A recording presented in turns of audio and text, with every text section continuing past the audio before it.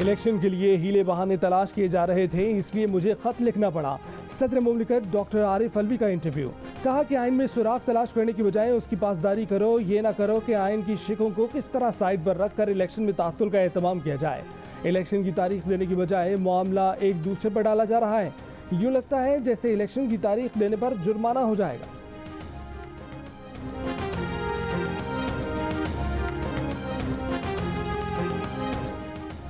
आरिफ अलवी साहब अपनी आईनी औकात में रहें, इलेक्शन कमीशन की आईनी हदूद में तजावीज़ और सियासत ना करें।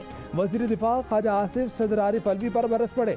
एक बयान में कहा कि आरिफ अलवी याद रखें कि वो सदर के ओहदे पर 2018 की सिलेक्शन के नतीजे में काबिज हुए। अपना नहीं तो अपने ओहदे की इज्जत का ख्याल करें। ख्वाजा आसिफ ने रेफरेंस और वार्निंग के लिए सुप्रीम कोर्ट का फैसला भी शेयर कर दिया। वज़ीर दाखिला राना सनाउल्लाह के भी सदर पर वार। कहा कि आरिफ अलवी सदर बने, इमरान खान के तर्जुमान न बने। पहले भी इमरान खान ने सदर, स्पीकर, डिप्टी स्पीकर और साबिक गवर्नर पंजाब से आइन शिकनी कराई। सदर का इलेक्शन की तारीख के ऐलान से कोई सरोकार नहीं।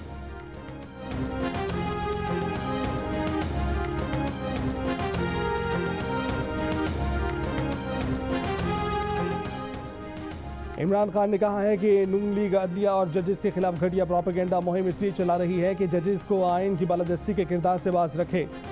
अदलिया पर यह अलकार उनका वतीरा रहा है। गैर कानूनी फोन टेपिंग के जरिए जजेस पर दबाव डाला जा रहा है। सहाफ़ियों से गुफ्तगू में कहा कि जनरल रिटायर्ड बाजवा ने तस्लीम किया, उन्होंने रिकॉर्डिंग्स की जो गैर कानूनी इकदाम है। इदारे को जनरल रिटायर्ड बाजवा के इस इकदाम की अपने तौर पर इंक्वायरी करवानी चाहिए। इमरान खान से इत्तेहादी जमात काब लीग के परवेज़ इलाही की भी मुलाकात। इमरान खान ने कहा कि नाहल हुक्मरान टोला इलेक्शन से खौफजदा होकर इंतकामी कार्रवाइयों पर उतर आया है। परवेज़ इलाही ने कहा कि मुस्लिम लीग नून अपनी रिवायत के मुताबिक अदलिया पर हमलावर है। चेयरमैन तहरीक इंसाफ से शेख रशीद ने भी मुलाकात की।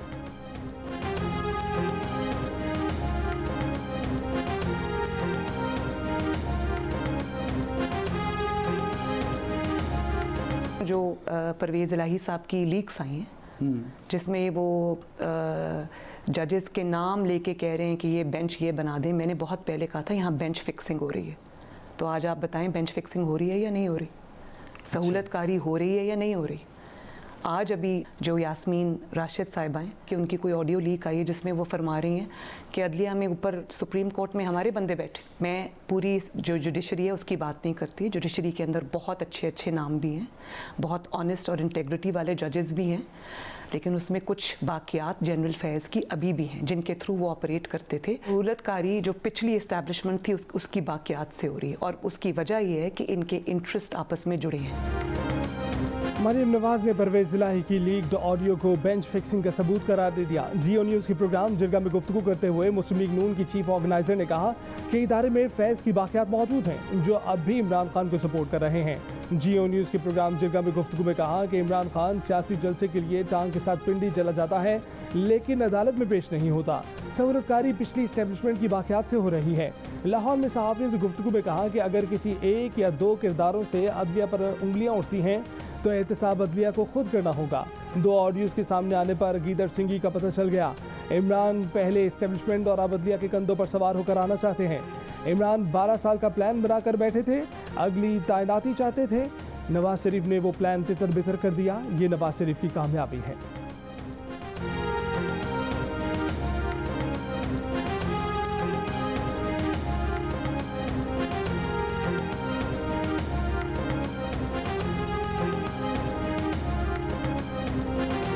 परवेज़ इलाही की मुबैना ऑडियो लीक्स पर सुप्रीम कोर्ट के जजेस का गैर मामूली इजलास में सिर्फ एक जज शरीक नहीं हुए, बाकी तमाम जजों ने शिरकत की। परवेज़ इलाही की मुबैना ऑडियो पर गुफ्तगू की गई।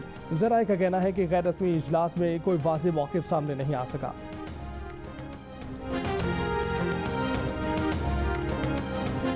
कराची पुलिस ऑफिस पर हमला करने वाले दहशतगर्दों की CCTV वीडियो सामने आ गई। शलवार कमीज पहने 3 दहशतगर्दों को इमारत के कॉरिडोर में देखा जा सकता है। हाथों में क्लाशनकोफ और कंधों पर बैग्स हैं। तफ्तीशी हुकाम के मुताबिक बैग्स में धमाका खेज मवाद, खाने के लिए खुश्क मेवेजात और खजूरें मौजूद थीं। दहशतगर्द मुमकिन तौर पर पिछले दरवाजे से दाखिल हुए। हमले के वक्त तीनों चौकियों पर कोई एहलकार मौजूद नहीं था। हालांकि दहशतगर्दों के कब्जे से मोबाइल फ़ोन बरामद। जियो फेंसिंग से हमलावरों के राब्ताकारों को पता चलाया जाएगा। खुद को धमाके से उड़ाने वाले दहशतगर्द के पास भी फ़ोन होने का इम्कान। दहशतगर्दों के कब्जे से 2 SMGs, दस्ती बम, 2 खुदकुश जैकेट्स और बड़ी तादाद में बॉल बेरिंग बरामद।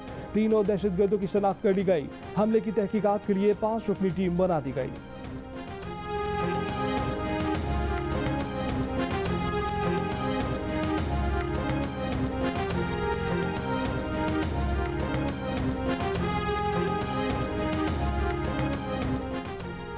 Army chief general Asim Munir ने कहा है कि मुल्क भर में दहशतगर्दी के खिलाफ इंटेलिजेंस बेस्ड ऑपरेशन कामयाबी से जारी हैं। कौम और मुसल्लह अफवाज मिलकर दहशतगर्दी की लानत को शिकस्त देंगे। आर्मी चीफ की कराची में दहशतगर्द हमले में जख्मी पुलिस एहलकारों की अयादत और KPO बिल्डिंग के दौरे के मौके पर गुफ्तगू। जनरल आसिम मुनीर ने कहा कि गुमराहकुन तसव्वुर को लालच और दबाव के जरिए मुसल्लत किया जाता है। आर्मी चीफ ने KPO ऑफिस में पुलिस और रेंजर्स के एहलकारों के साथ नारे भी लगाए।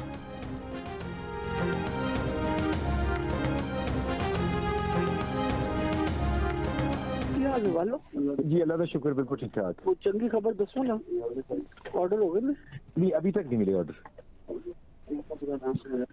इन्होंने इरादा की है, मैं वैसे पूछ रही हूँ। नहीं वो तो सुप्रीम कोर्ट से ऑर्डर होने हैं, वो तो इंशाल्लाह जैसे होंगे तो मिल जाएंगे। हमारे बंदे बैठे हुए हैं वहाँ पर। अच्छा, वो डाक साहब जाती है ना, जैसे बन के वो साइन करते हैं उस पर। हाँ अच्छा अच्छा अच्छा। तो कोर्ट टाइम पे तो नहीं करते ना, तो कोर्ट टाइम के बाद ही करते हैं। अच्छा, क्योंकि खान साहब काफी कंसर्न थे। इमरान खान को आपकी बहाली के ऑर्डर जारी न होने पर तशवीश है। क्या आज की रात खामोशी से गुजर जाएगी? PTI रहनुमा यास्मीन राशिद और साबिक CCPO लाहौर गुलाम महमूद डोगर की मुबैना टेलीफोनिक गुफ्तगू की टेप लीक हो गई। यास्मीन राशिद के सवाल पर गुलाम महमूद डोगर जवाब दे रहे हैं कि अल्लाह खैर करेगा। यास्मीन राशिद गुलाम महमूद डोगर से बहाली के ऑर्डर मिलने का पूछती हैं, जिस पर वो जवाब देते हैं कि सुप्रीम कोर्ट से ऑर्डर होने हैं, वहाँ हमारे बंदे मौजूद हैं, जैसे ही ऑर्डर होंगे हमें मिल जाएंगे। गुफ्तगू से लगता है कि ये कॉल जुमे को CCPO लाहौर की सुप्रीम कोर्ट से बहाली के बाद की गई है। यास्मीन राशिद ने लीक फोन टेप में गुलाम महमूद डोगर से होने वाली गुफ्तगू को हक बजानिब करार दे दिया। PTI रहनुमा ने कहा है कि साबिक CCPO लाहौर की तकर्री तहरीक इंसाफ का बराह रास्त मसला है, क्योंकि इमरान खान पर कातिलाना हमले की JIT की तहकीकात उन्हीं के पास हैं। बताया जाए सुप्रीम कोर्ट के हुक्म के बाद उनसे पूछने में क्या गलती है। फोन टेप करने वाले शर्म हया करें। इन लोगों ने मुल्क में प्राइवेसी तक नहीं छोड़ी है। उन्हें पता है सहूलतकार फोन टैपिंग में क्यों लगे हुए हैं।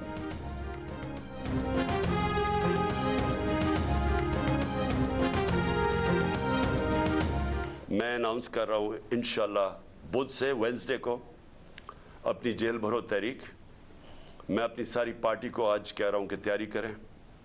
हमने शुरू करना है लाहौर से, और हम फिर पाकिस्तान के बड़े बड़े हर अगले दिन बड़े बड़े शहरों के अंदर हम जेल भरने की अपनी तारीख शुरू करेंगे, जेल भरेंगे। ये जो जेल से डरा रहे हैं, हम जेल भर देंगे।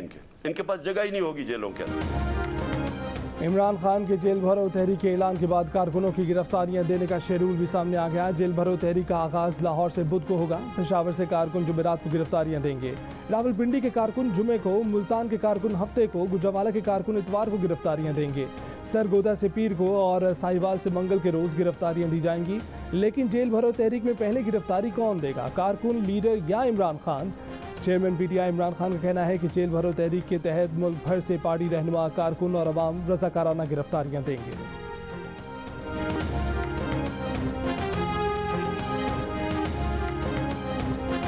कभी जेल भरो, कभी ये करो, कभी वो करो, तो बाकी ये जेलें भरे तो इसका बहुत मौसर जो है वो इलाज होगा। और इंशाअल्लाह ताला ये तहरीक जो है 2 हफ्ते से ज़्यादा नहीं चल सकेगी। वफाकी वज़ीर दाखिला राना सनाउल्लाह का कहना है कि इमरान खान की जेल भरो तहरीक से निपटने की हिकमत अमली तैयार कर ली है, इसका मौसर इलाज होगा।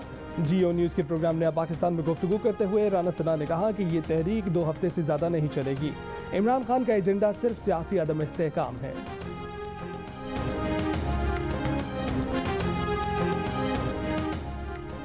रहनुमा PTI फवाद चौधरी ने आलमी बिरादरी से पाकिस्तान की शिकायत लगा दी। पाकिस्तान की मौजूदा हुकूमत के बाइकआउट का मुतालबा कर दिया। फवाद चौधरी ने कहा कि मौजूदा हुकूमत फाशिस्ट है, दुनिया शहबाज शरीफ को वीज़े जारी न करे। शहबाज शरीफ दुनिया में घूमते फिर रहे हैं, उनके वीज़े उसी तरह से मुस्तरद किए जाएं जैसे मोदी के मुस्तरद किए जाते थे। तहरीक इंसाफ मौजूदा हुकूमत के खिलाफ हर आलमी फोरम पर जाएगी।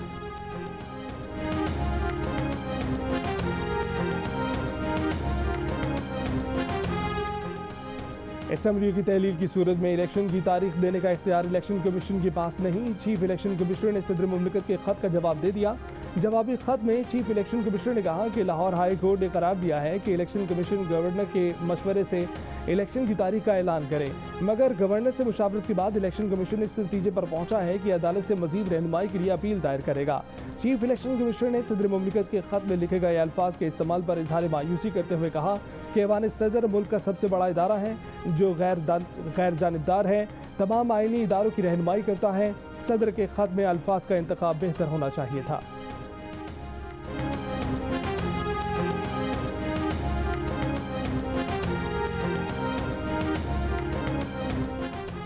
साबिक CCP और लाहौर गुलाम महमूद डोगर की बहाली के बाद शफाफ इंतखाबात मुमकिन हैं या नहीं, चीफ इलेक्शन कमिश्नर ने मंगल को इजलास तलब कर लिया। गुलाम महमूद डोगर की बहाली के बाद की सूरत हाल का जायजा लिया जाएगा।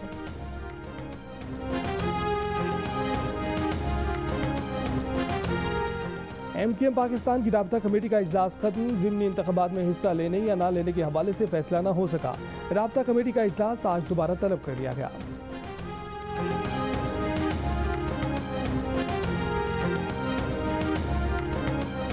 कराची पुलिस ऑफिस में दहशतगर्दों के हमले में शहीद एहलकारों को सुपुर्द खाक कर दिया गया। नमाज जनाजा में वज़ीर आला Sindh Murad Ali Shah, core commander Karachi, IG Sindh, Karachi police chief, दीगर अफराद की शिरकत। पुलिस के दस्ते ने सलामी दी। वतन पर जान निछावर करने वालों को खराज अकीदत पेश किया। बहादुरी की दास्तान रकम करने वालों को कौम का सलाम।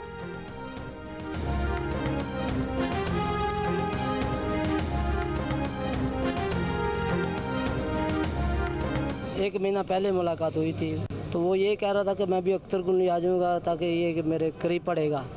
तो मैं कहता ही रहा कि आ जाओ। कह रहा नहीं, भी फैमिली बुलाऊंगा तो तब आऊँगा। उसके 3 बेटे हैं, 1 बेटी है, फैसलाबाद के अलग।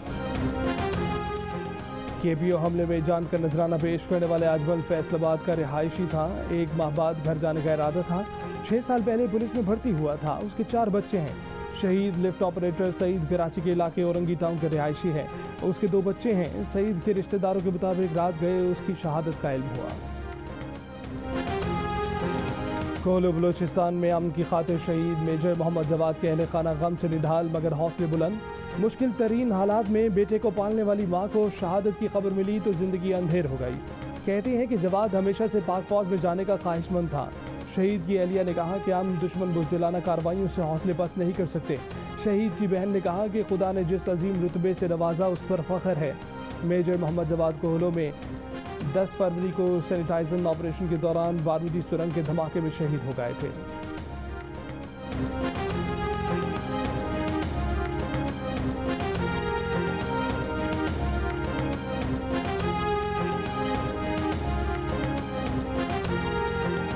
विफाकी वजीर ख्वाजा आसिफ चेयरमैन PCB पर बरस पड़े। नजम सेठी के ट्वीट पर रद्दमल देते हुए कहा कि ये शख्स रियासत की सिक्योरिटी इस्टेब्लिशमेंट का मुआजना PSL से करते हुए कहता है कि सिक्योरिटी फोर्सेस पर हमला हलाल और PSL पर हराम है। इस शख्स के नज़दीक फौज और पुलिस की जानों की कोई अहमियत नहीं है। इसे सिर्फ ये इत्मीनान है कि PSL महफूज है।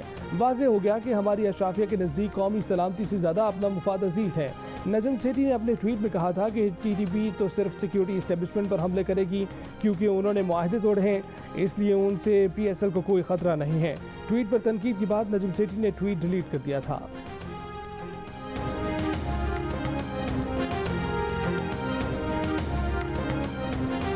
HBL PSL 8 में कराची किंग्स की मुसलसल तीसरी शिकस्त। मार्टिन गफ्टिल की शानदार सेंचुरी की बदौलत कोयटा ग्लैडिएटर्स ने कराची किंग्स को 6 रन से हरा दिया। कोयटा ने पहले बैटिंग करते हुए कराची किंग्स को 169 रन का हदफ दिया था। जवाब में कराची किंग्स की टीम मुकर्ररा 20 ओवर्स में 5 विकेट के नुकसान पर 162 रन बना सकी।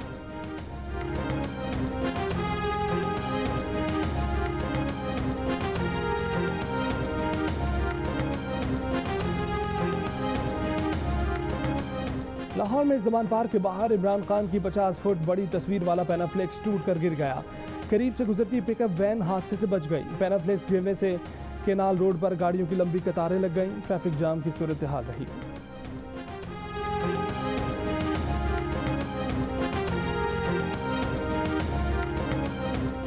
पीपल्स पार्टी के नैयर बुखारी के बेटे खैबर पख्तूनख्वा की निगरान हुकूमत में मुशीर बन गए। तहरीक इंसाफ ने एतराज़ कर दिया। शौकत यूसुफजई ने कहा कि जरार हुसैन इंपोर्टेड मुशीर हैं। क्या सूबे में कोई नहीं मिला कि दूसरे सूबे से लाकर एक शख्स को मुशीर तैनात कर दिया गया? निगरान वज़ीर आला आज़म खान ने रद्दमल दिया कि उन्हें नहीं मालूम था कि जरार हुसैन नैयर बुखारी के बेटे हैं। उन्हें बताया गया था कि मकामी शख्स हैं, वो मामले की छानबीन करेंगे। पीपल्स पार्टी के मलिक सईद ने कहा कि जरार बुखारी का ताल्लुक हरीपुर से है।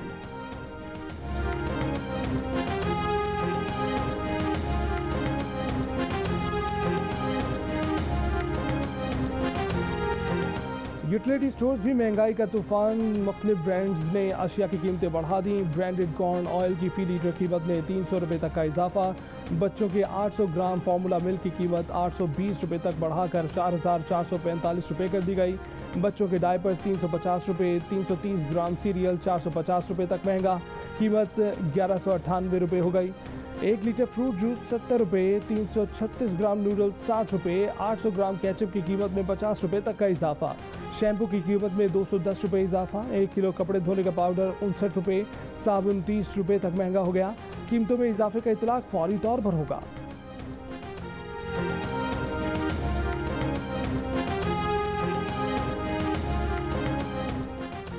वज़ीर ख़ारजा बिलावल भुट्टो सरदारी की म्यूनिख में सऊदी हम मनसब प्रिंस फैसल बिन फरहान से मुलाकात। म्यूनिख सिक्योरिटी कॉन्फ्रेंस की साइडलाइन पर होने वाली मुलाकात में दोनों मुल्कों के दरमियान मुख्तलिफ शोबों में ताउन बढ़ाने पर इत्तफाक किया गया। वज़ीर ख़ारजा बिलावल भुट्टो सरदारी ने कहा कि पाकिस्तान सऊदी अरब से अपने दरीना ताल्लुकात को इंतहाई कदर की निगाह से देखता है। तुर्की और शाम में ज़लज़ला। तुर्की के शहर अंताकिया में 296 घंटे बाद मलबे से बच्चे समेत 3 अफराद को जिंदा निकाल लिया गया।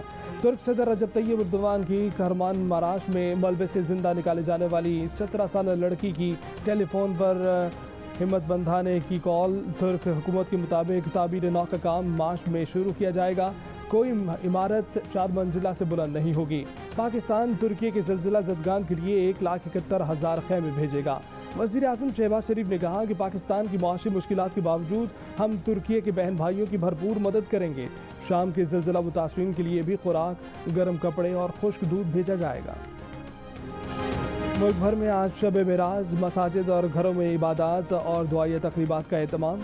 इस बाबरकत रात आक़ाए दो जहां हज़रत मोहम्मद सल्लल्लाहु अलैहि वसल्लम को 7 आसमानों की सैर कराई गई थी।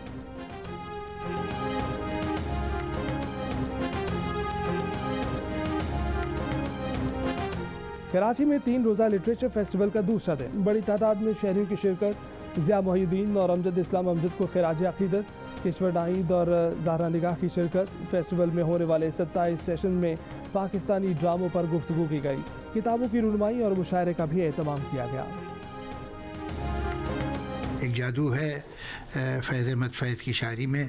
वो जादू जहाँ भी जाएगा वो जागेगा, और चाहे वो डायस्पोरा हो, जहाँ जहाँ लोग हैं उर्दू हिंदी जानने वाले, वहाँ फैज़ की शायरी से लोगों को मोहब्बत है। कमाल ये है कि अगर कुछ लफ्ज़ उन लोगों की समझ में भी ना आए तो उनमें नगमगी इतनी है कि फिर भी अच्छे लगते हैं, और फिर वो पता लगाते हैं जिन्हें फैज़ से मोहब्बत है और शायरी जो उनके दिल को छूती है, तो वो फिर पता लगाते हैं इस लफ्ज़ का क्या मतलब है, उस लफ्ज़ का क्या मतलब है, मालूम करते हैं।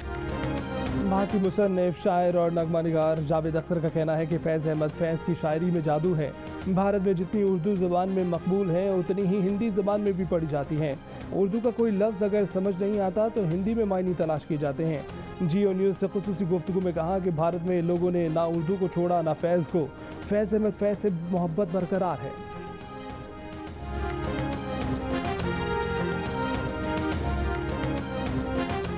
और जियो न्यूज़ का एक और बड़ा एजाज़। टिकटॉक पर जियो के चाहने वालों में मज़ीद इजाफा। फॉलोअर्स की तादाद 2 मिलियन तक जा पहुंची। 2 मिलियन फॉलोअर्स के साथ जियो न्यूज़ पाकिस्तान का सबसे ज़्यादा पसंद किए जाने वाला वाहिद न्यूज़ चैनल बन गया। चाहे हो खबर की खोज या हो कोई सियासी मामला, आवाम का पहला इंतखाब सिर्फ जियो न्यूज़। इस भरोसे और एतमाद पर जियो न्यूज़ की इंतज़ामिया अपने नाज़रीन की शुक्रगुजार है।